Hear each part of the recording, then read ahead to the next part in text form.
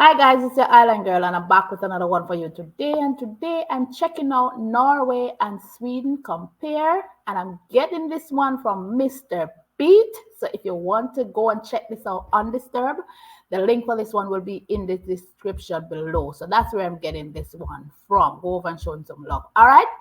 So to all my regular schmegglers, day one, sweetie pie, sweetie poos, come on in, wrap back, put a smile on your face, and enjoy. To all those who are new here, come on in, wrap back, relax, and welcome. All right. So we're going to get right into this video. So without further ado, let me put my handy dandy, my headphones on, and let's get into this video. Okay, guys, here we go now.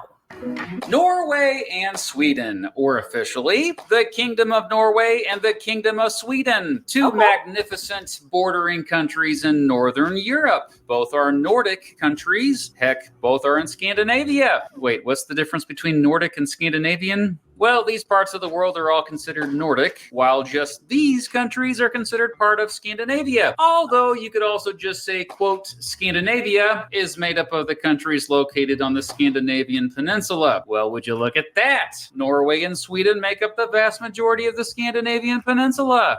Anyway, yes, both Sweden and Norway have a long shared history with strong cultural linguistic ties. Both are separated by a 1,630-kilometer border that meets up in the north, believe it or not, with Finland's border at a point called the three-country cairn. No, not Karen. Cairn. A cairn is a human pile of rocks meant to mark something, but this one is special. It's basically a little monument made of concrete, and it is now on my bucket list to visit it. Dadgummit. Anyway, Norway and Sweden are two of the wealthiest countries in the world. Both rank really high on nearly every quality of life ranking list. Both have very... What? Did he just say that they're both the richest country and they rank high on everything? Are you serious? Very low in poverty, I see that's coming. Quality of life is, just based on the picture, I'm not gonna lie, it looks beautiful. But let's continue. Very low poverty. In fact, even low compared to much of the rest of Europe. That's probably a big reason why both consistently rank high on the World Happiness Report each year. By the way, this year Sweden ranks number 7 and Norway ranks number 8 on it. But how are they both so happy when both don't get much sunlight for half of the year? Well, here may be a few reasons why. First of all, both are generally safe places to be, although Norway has less crime overall. Related to this, both have high societal trust. Basically, most residents of both countries trust each other, man, whether they actually know each other or not. Both have strong welfare systems. More specifically, both have versions of universal health care. Related to this, both have a really high life expectancy. Both have generous maternity and paternity leave policies. Both countries offer free daycare, free preschool programs, and free college. Now, obviously, all of this great stuff isn't technically, quote, free. It's paid for by taxes, and residents of both are taxed more than residents of most other countries in the world. That said, Norway has lower taxes than Sweden overall. In my opinion, high taxes are not a reason to be happy, but most of both countries seem okay paying those taxes. The cultural practices, as well as economic and social policies of both countries, are often called part of the, quote, Nordic model, which not only includes a broad guarantee of certain public services, but also includes having strong unions, collective bargaining, and social corporatism. Social corporatism, aka social democratic corporatism, is basically a partnership between the workers and those who own the capital. It's not so one-sided like it is in most other countries, with the interests of capital having most of the power over the labor. Both countries have unitary parliamentary constitutional monarchies. That was a mouthful. And yep, both have had royal families going back more than 1,000 years. Oh yeah, let's get into some history. Cool beans? Humans have lived on the Scandinavian peninsula. Hold on. 7, 8 within happiest humans alive ranking. Free daycare, free college, free healthcare. What am I missing? The richest Two of the richest country in the world. Look here, man. And not to mention the fact that they have winter, because I saw the Northern Lights going by in that video. Just like we have it here in Alaska. And you're telling me that, man, they still, and they trust each other. They are, look, my mind is literally blown. Like, seriously, guys, there's no going around this. All that I've heard so far, just look, it tells you, it makes you think like, look, this, there's options. You have options, because this right here is beautiful information to my ears. All right? Interesting. There's so much that is so beneficial to its people, each country, that they look out for their people. Let's continue. As far back as maybe 14,000 years ago, we have lots of artifacts that show the peninsula was thriving during the Bronze Age. But then the climate started changing and many started migrating. After this, many of them regularly interacted in productive ways and counterproductive ways with the Roman Empire to the south. By the early Middle Ages, a group had emerged on the peninsula known as the Norse. Yes, Vikings. No. There is no evidence that Vikings really wore horned helmets like that. And not all of them were warriors, but yes, they took to the sea, out to explore and often conquer, becoming expert sailors and navigators in their long ships. They raided, pirated, but also traded, so it wasn't all bad, okay? What's known as the Viking Age lasted approximately between the 700s and the Norman conquest of England in 1066. By that time, the Kingdom of Norway was a thing.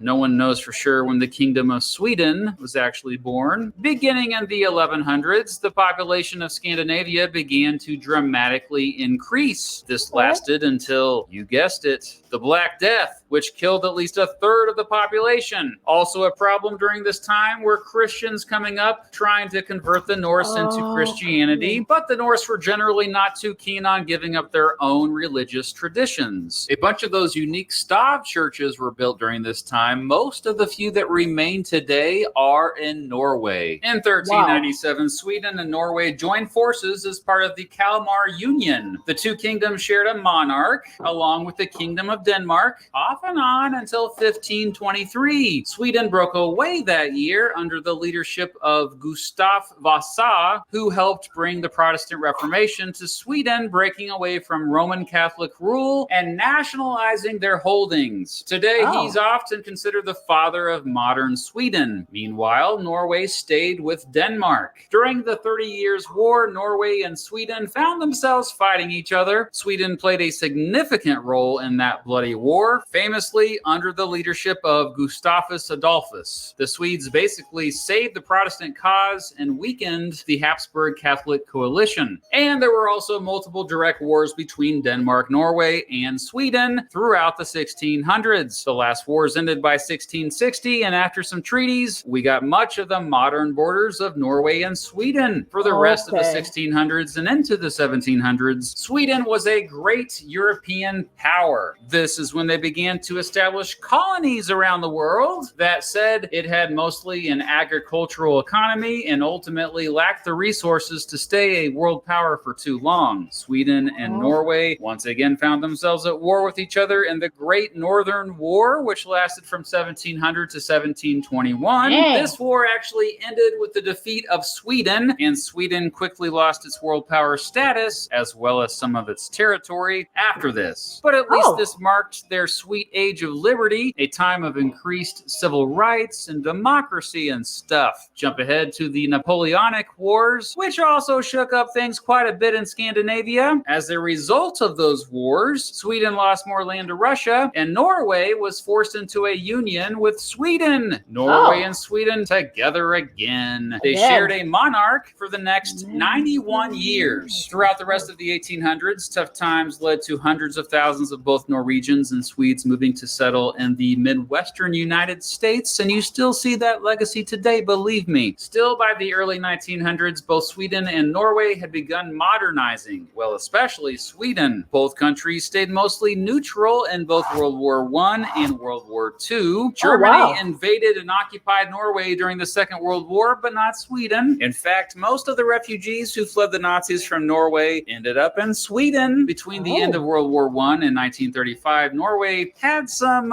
instability with 9 different governments. After World War II, Norway helped start the United Nations, and Sweden was one of the earliest countries to join. During the Cold War, Norway joined NATO, Sweden did not. But after Russia's recent invasion of Ukraine, it's looking like Sweden will in fact be joining NATO soon. In recent years, oil and good investments have helped Norway's economy zoom right past Sweden's. Today, both are 2 of the most democratic countries in the world. In fact, according to the Economist Intelligence Unit, Norway ranks number 1 on the Democracy Index, and Sweden ranks number 4 most of.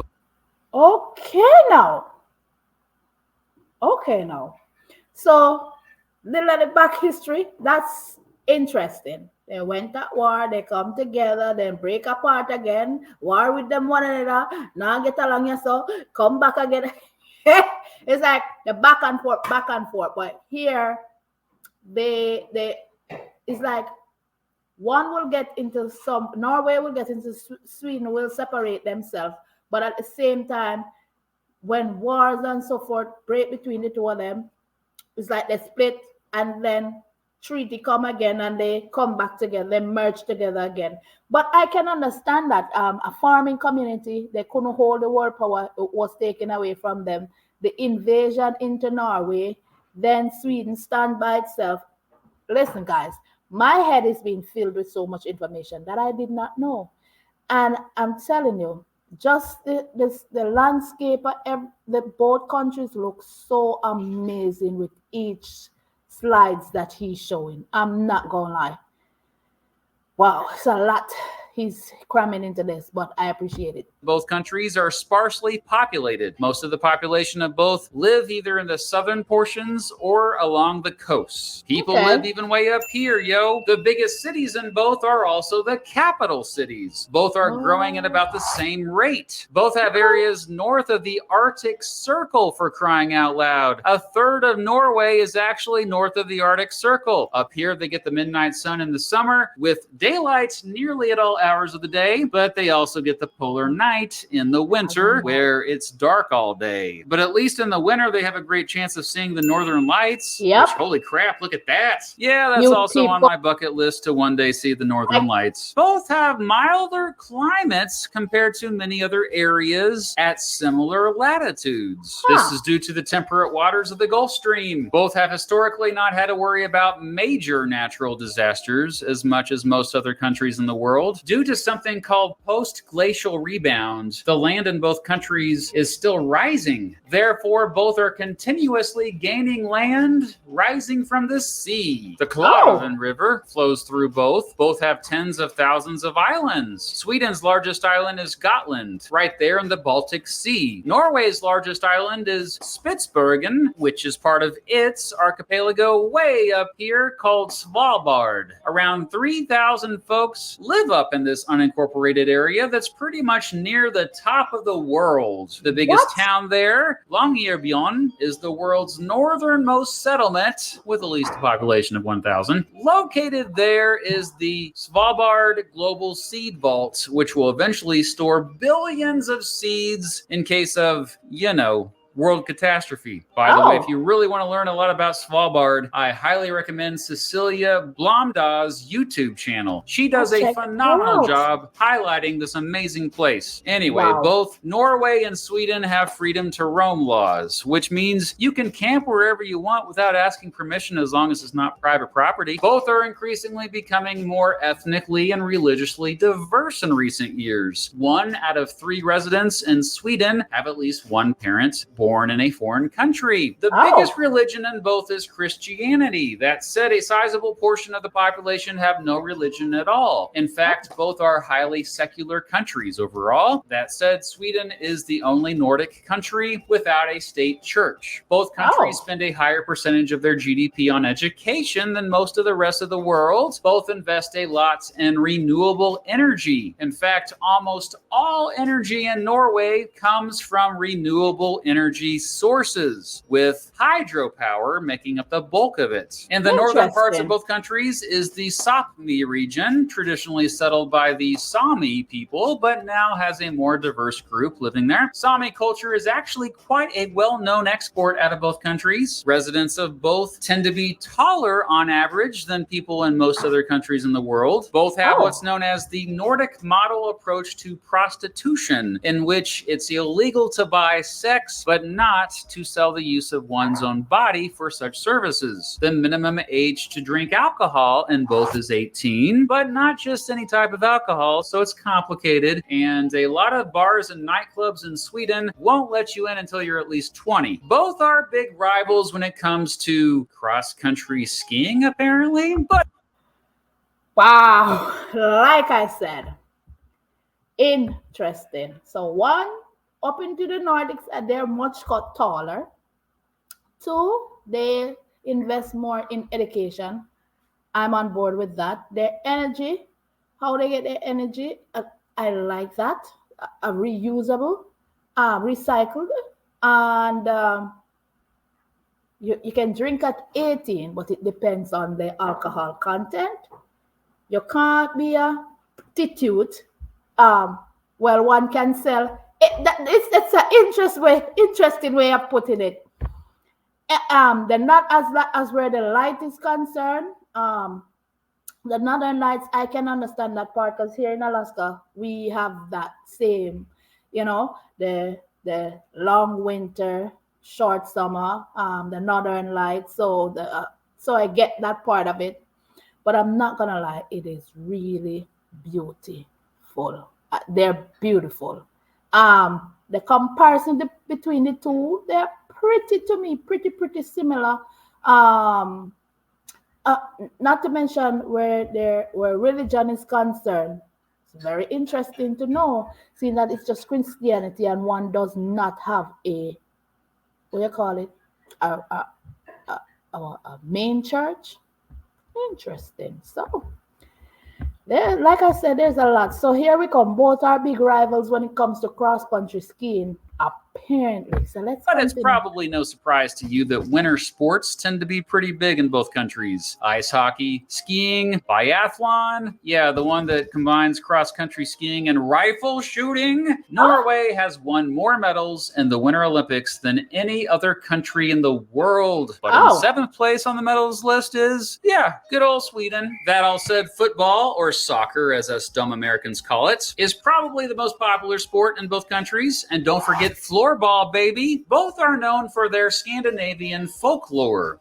Stuff like trolls and elves, which apparently aren't real, I just found out. Both are also known for their heavy metal bands. Specifically in Norway, the influential black metal scene, and in Sweden, death metal, baby. Oh yeah, both are even in the same time zone. Dang, that was a lot of similarities. For the rest of the video, let's take a look at differences between the two. First of all, Sweden is bigger in land area. Oh yeah? Well, Norway has more coastline. A lot more coastline. Like more than 8 times as much. Hey, I remember the coastline paradox, buddy. Also, according to various sources, Norway may have anywhere between the 2nd and 7th longest coastline of all countries in the world. To the north, Norway borders the Barents Sea. To the west, the Norwegian Sea. To the south, the North Sea.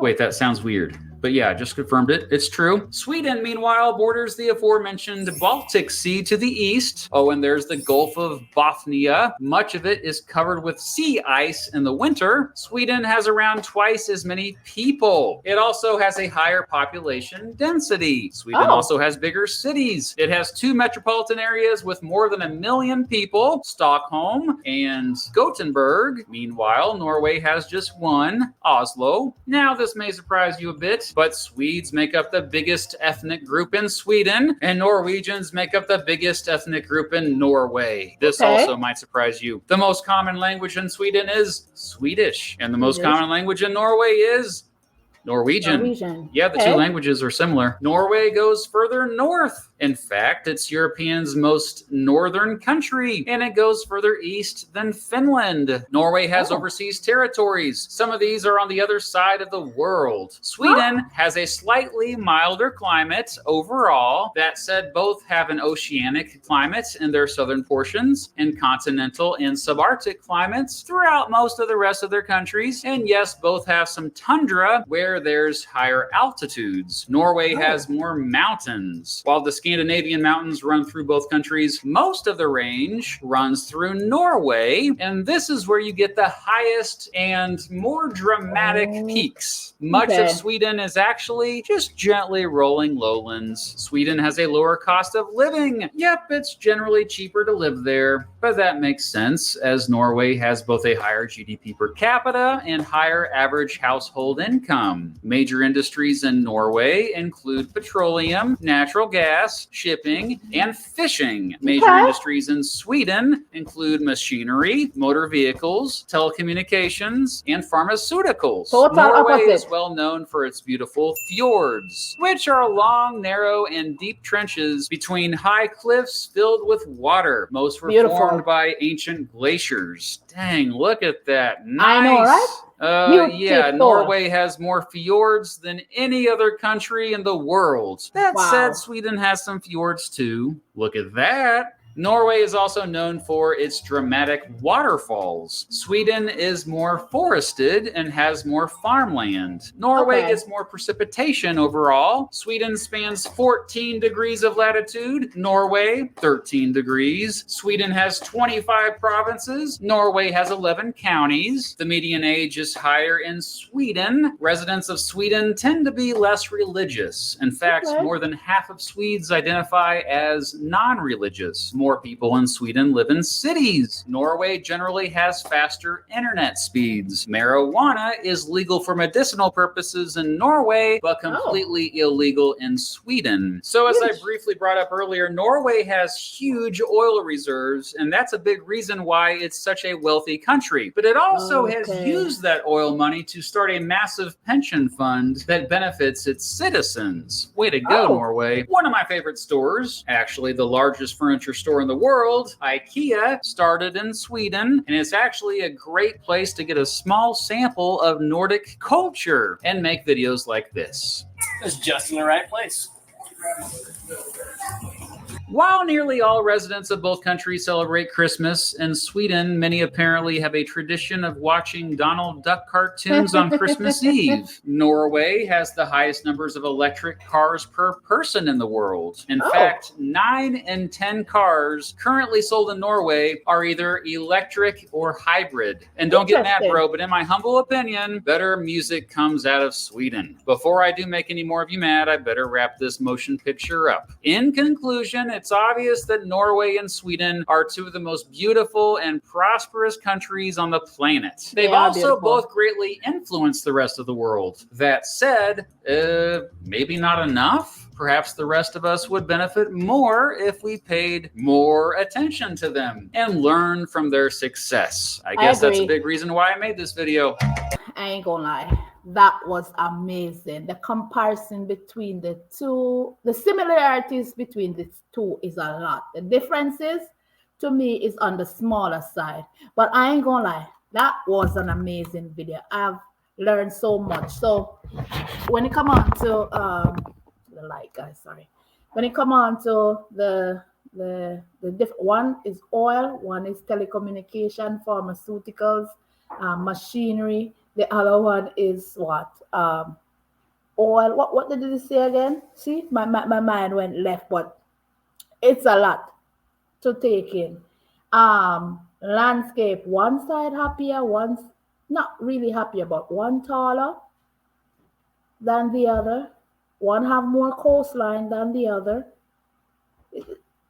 I'm like, one has to do with religion, the other doesn't. Education wise, they're both it's important to both country. Um, Healthcare is important to both countries. So when you look at the similarities, you can say to yourself, why don't other countries take a page out of their book? You understand what I mean? Because it makes more sense if they're striving this much. Why not take a page out about a why not take a page out of their book? I understand that their taxes are much higher, but the people don't seem to complain because they're living a much better life. So with that said, very interesting video. Don't forget to go in the comment section and tell me what you'd like me to check out next because it will be done. It's Island Girl and I'm running out of here. Thank you for watching. Don't forget to hit the like button on this one, guys. Share if you can. I'll catch you guys in another video. All right. Bye.